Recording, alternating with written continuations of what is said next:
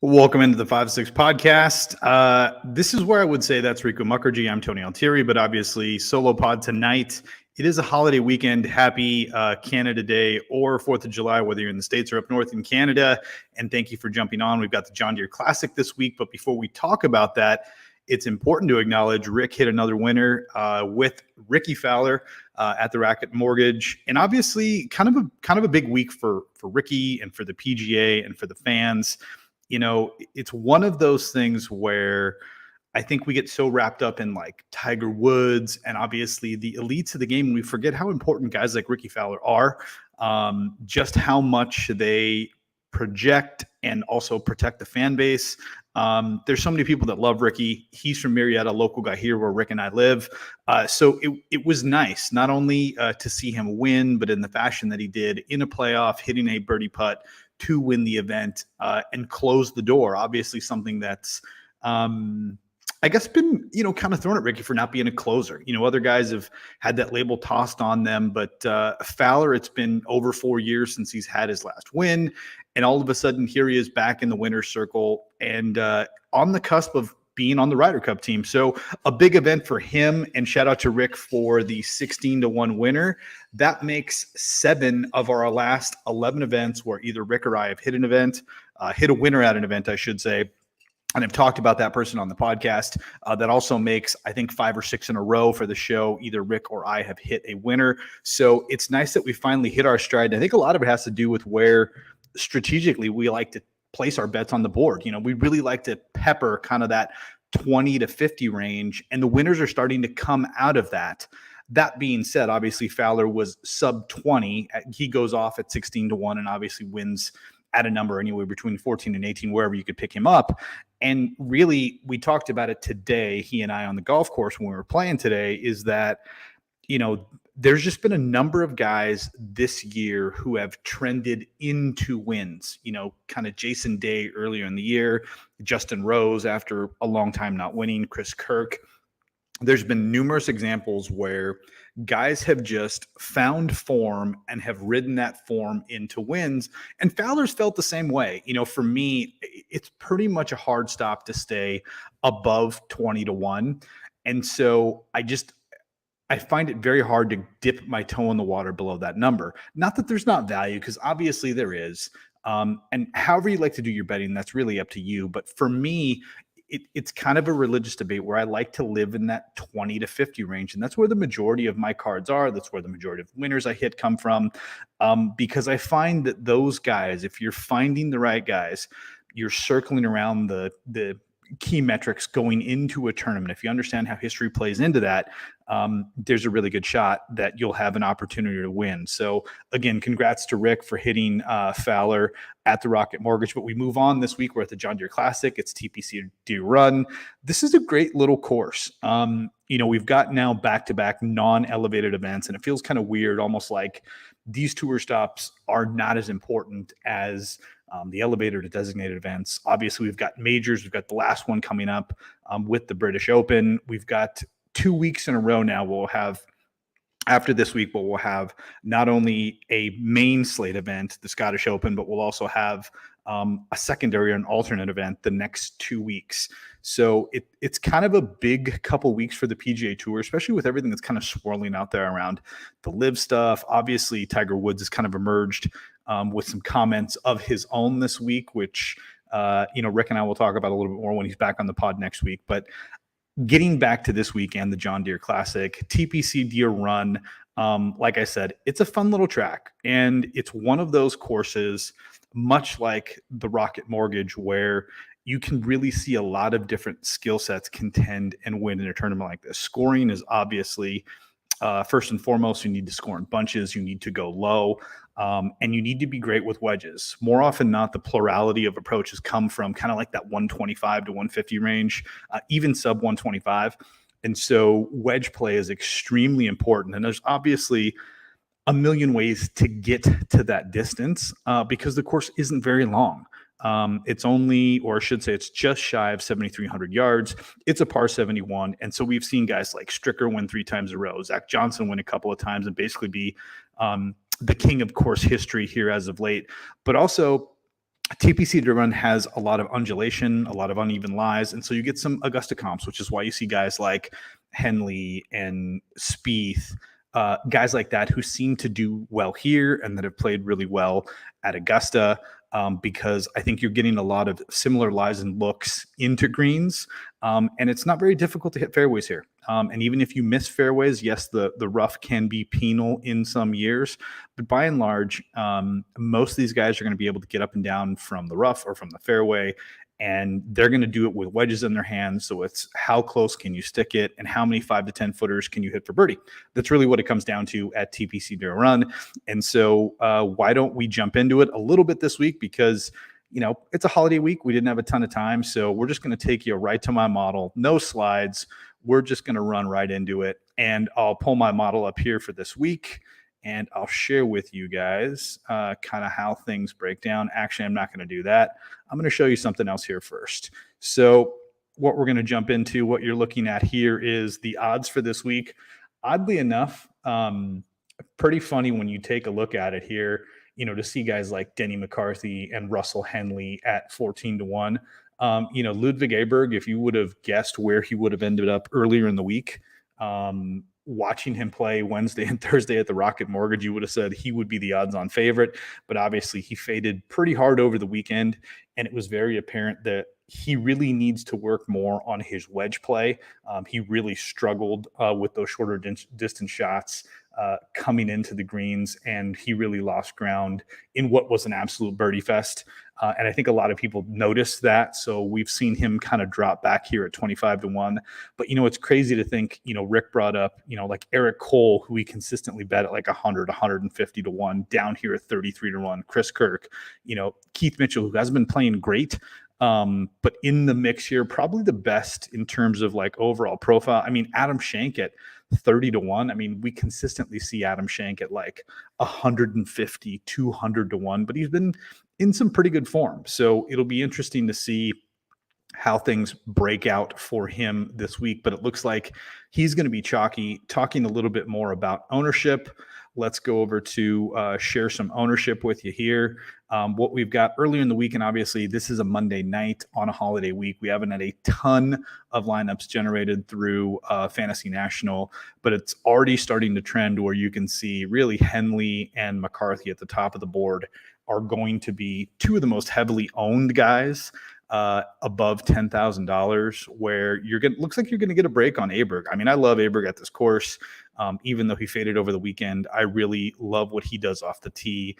And I think, you know, this course is going to be so easy that he's going to be able to find some form with approaches and wedges. So I'm willing to take the risk there. You know, Cam Young, who also was above 10K, just not playing really good golf right now. You know, he's really struggled. He spraying the ball off the tee, and we just haven't seen the ball striking maven that we saw last year and even the first part of this year. So, you know, obviously a lot of people fading him. You know, Hadwin and Cole both pretty chalky. Nobody on Keith Mitchell. Adam Schenk coming in at 20% ownership at $9,500. I mean, that price point at $9,500 is anywhere between $2,000 to $3,000 more than Adam Schenk is normally priced. And obviously he's coming in at more than double the ownership of Keith Mitchell, which is crazy when you think about the long-term pedigree of a guy like Keith Mitchell, the kinds of tournaments that he's played well in. He is a PGA Tour winner. And the fact that, you know, Adam Schenk is coming at five times the ownership of Keith Mitchell. That's just insane. Other guys, key fades in ranges. You know, Grillo looks like the most heavily owned in the low 9Ks. When you drop down here into the 8Ks, Smalley and Jaeger, they're both trending at about 16, 17%. My gut is that both guys end up closer to 15%, just because I think you're going to see some people move to guys like Straka and even Nick Taylor and Patrick Rogers as the week kind of progresses. Going down a little bit farther, Doug Gim is really catching a lot of steam. Surprising to see Nick Taylor that high. But again, Taylor's played well going into this. Obviously, he has the win at the Canadian Open.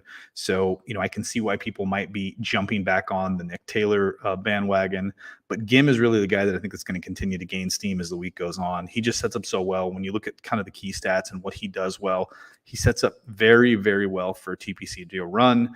Scrolling down a little bit farther, Hubbard, despite 2 missed cuts coming in, he's chalky. And of course, Ches Reavie, I think, is going to end up being maybe the most heavily owned guy other than Shank this week. It's crazy to think in a week where we have guys like, Henley and McCarthy and Cameron Young and, the young phenom Ludwig Aberg, that Ches Reavie and Adam Shank are going to be the 2 most heavily owned guys. It's just insane.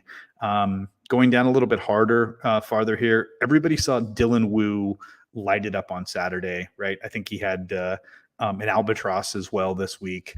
And I think he's going to continue to trend really, really close to 20%. Basically, everybody else in this range is going to come in at less than half the ownership of Dylan Wu. So if you're looking for pivot plays and places where you can kind of gain some ownership leverage, obviously Michael Kim is another popular play this week, but take some stands and grab a couple of these guys. Like Brendan Todd's been playing pretty good in the course, like I said, at a course where Steve Stricker and Zach Johnson are multi-time winners. Like Brendan Todd should be able to perform well. And you just are afforded a major pivot off of just huge ownership in Hubbard, Reavie, and Michael Kim here if you can go to Brendan Todd. And then again with Wu, I mean, even going down to Peter Quest, who everybody loves, the Monday Q School kid who obviously qualified his way into last week's tournament and performed very, very well with a top 5 last week. That's a full fade for me of Peter Quest. Callum Tarrant, he's made, I think, 3 or 4 cuts in a row now. And the other thing about him is he has pretty good course history at TPC to run. So I can see why he's coming in at more than double the ownership of anybody around him, 12.5%. Glover, previous winner here. Get that. Form has been pretty good statistically in terms of key stats, ball striking approach. He's just going to rate out really, really well. Everybody's favorite, Carson Young. The kid's been pretty hot now for a good stretch, 5 or 6 weeks. Yes, there's been some missed cuts in there, but the ball striking is good. He is a very good putter as well, too. Surprising to see Cheston Headley gaining as much steam as it shows early on a Monday. But again, course history good. I think he's made 3 or 4 cuts in a row. So people are starting to take notice that Cheston Headley is playing better. This is the kind of course that Cheston Headley can compete and win at, oddly enough. Scrolling down a little bit farther, Bhatia is just always popular. Justin Lower, people saw his name pop up on the leaderboards last week. Scrolling down a little bit more, it looks like Grayson Sig and Kadira. Kadira rates out oddly very, very well at the key stats. And I'll bring up my key stat model here in a second, but he just rates out extremely well. Despite the fact that we just haven't seen a lot of him. So it's not surprising that he is starting to gain some ownership down in the 6,800 range. And scrolling down a little bit farther, it looks like anybody pretty much below $6,700 is going to be fair game. That doesn't look like there's a lot of ownership. And so really what it comes down to is whether or not people are going to start their lineups with guys like Aberg and Henley. They're going to go 2 guys in the 10Ks and drop all the way down. More than likely, what I think is going to happen is people are going to start their lineups with either Henley or Denny McCarthy, drop down and play Shank or Cole. And so what that does is it leaves them with about $7,500, $7,600. So I think that's why you're seeing ownership start to pool in that range. There's a lot of guys in that $7,500 range that you can kind of mess around with. That's why Wu's popular. That's why Michael Kim's popular. That's why Callum Tarrant is popular. And if I was to venture a guess in terms of who I think the most popular guys will be, like build-wise, I bet it's Ches Reavie, Dylan Wu, and Callum Tarrant, or even Lucas Glover. Like those 4 guys, you will find one of those 4 guys in basically every lineup based off that construction, that build that I mentioned, starting with Denny McCarthy or Russell Henley and then dropping down and grabbing Shank or one of the other guys in the 9Ks. If you want to get a little bit different, my suggestion would be, instead of making Eric Cole or Adam Shank your second man in, make them your first guy in. So go Cole and Shank in a lineup, or if you're just convinced that this is the week that Adam Schenk is going to get it done, like 20% of the people building lineups out there on a Monday, like go Schenk, go Grillo, and then grab a guy in the 8Ks. Cause it looks like really, other than Smalley and Yager, and of course, Gim that we mentioned, you're going to be able to get some ownership leverage by changing construction a little bit. So if you want to play the ownership game and you don't want to be super chalky where you're basically building the same lineups as everybody else, don't go Denny or Russell and then grab a guy in the 9Ks. Like drop down and grab a guy in the 8s. Go to 10Ks. Grab Aberg and Henley and then, build a low 7, high 6 lineup. That's a way to get different and still have some of the guys at the top end of the lineup that I think obviously have a ton of win equity, maybe not in terms of winning actual PGA Tour events, but Aberg's a winner, has won multiple times in college, and obviously he's playing really, really well. He's made the 2 or 3 cuts in a row on his PGA Tour, so I think there's a lot to be said for him. In terms of my key stats for the week, I'll bring that up here and I'll share with you guys kind of my custom stat build and how I looked at this week. So let's go ahead and jump into that real quick, and you can get an idea of kind of the way that I'm approaching this week and the things that I think you're going to need from a player profile standpoint in order to have success, at TPC Deere Run. So historically looking at it, like I said, the plurality of shots kind of come from this wedge distance, this 125 to 150. And then also, I threw in 100 to 125, kind of getting coverage on both sides. Opportunities gained, like birdies and better, like you're going to have to score. Like the winning score is anywhere between 19 and 24 under. Like you're just going to have to go low. You're going to have to make putts. That's also why I've included kind of this key stat distance, putting from 5 to 10 feet. Like everybody's going to hit the ball in the fairway. Everybody's going to hit greens and regulations. Both of those percentages this week are higher at this event than they are normally on tour. And so what it really comes down to is how many 5 and 10 footers can you make for birdie? When you look at the holes on the course, all of the par 5s have a birdie or better rate of like 35%.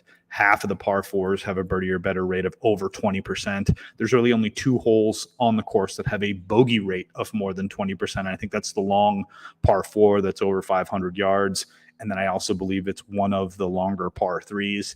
Other than that, I mean, these guys are going to absolutely light this course up. And like I said, good drives, kind of a combination of distance and fairway finding. They can grow the rough out and make it more penal. But the reality is that these guys are going to be able to pepper greens from all over the place. And then also approach. I went pretty heavy on approach this week. And historically, when you look at the guys that have won here, the guys in the top 5, approach is like 4 to 1 more than any other stat other than putting. But as we know, putting is difficult to predict. So let's take a look at my model here. And we will go and we'll move this down to the last 24 rounds. And we'll take a look and see what comes up here. We'll see how everyone ranks out. And here we go. So you can see here, if I go my rank, this is just my key stats over the last 24 rounds. Adam Hadwin ranks out number 1. No big surprise. Grillo 2. Henley 3. Alex Smalley 4, Nick Taylor 5, obviously why he's gaining some ownership. Wu, who's been playing great. Oddly enough, Lashley, that is surprising. Lashley here at 7th looks like very good on approach, obviously. But surprising to see him inside the top 10. Breevy, no surprise. Gim, no surprise. And then, of course, Benan, who's now coming off 2 badly missed cuts. So it'll be important to see how he bounces back this week. It looks like the majority of his weighting is coming from par 4 scoring. Obviously, like I said, 450 to 500. And then he's pretty good from this wedge range, which is going to be key. Let's go ahead and take a look at old Benan real quick and see where those stats are coming from. It looks like, he's been consistently good from that range all year, gaining strokes versus the field. So that's pretty good. I wonder, let's take a look here and see if old Benan here, see how he's done at TPC Deere Run over the years. It looks like he's only played it once and he's missed the cut. So, not great course history. But like we said, you don't need great course history to win here. You just need to be able to be striking the ball well. And obviously, you need to be able to stick wedges. So overall for me, I think the big thing I'm going to be doing is I'm going to take a stand at the top.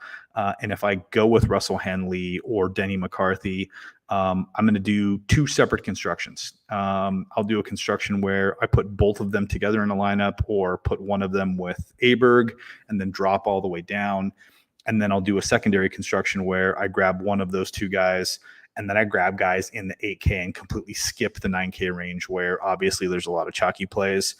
Early bets for the week here on a Monday. Let's just rattle these off quick as the lines are changing. So check your local book and see what your lines come out to. But for me, Aberg at 20 to 25, I think is good value. Adam Hadwin at 20 to 25, I think is good value.